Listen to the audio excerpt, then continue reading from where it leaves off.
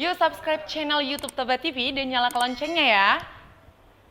Tolu Jabu Matutung di Jalan Dalil Tani Ujung, Kelurahan Tomuan, Kecamatan Siantar Timur, Kota Pematang Siantar, di hari Jumat tanggal 8 Salpu. Tuani dodang adong nama rujungolu hinor hon maran nama sai.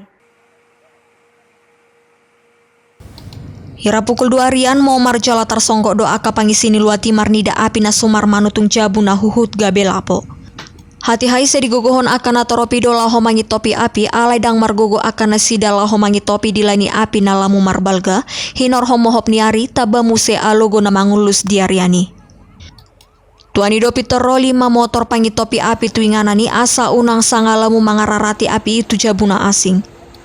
Sian hatorangani Kapolsek Siantar Timur na ditopok di inganani dang adong nama rujungolu hinor hon nama rai.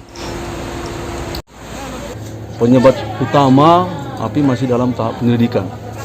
Namun informasi dari masyarakat bahwasanya api dari belakang rumah.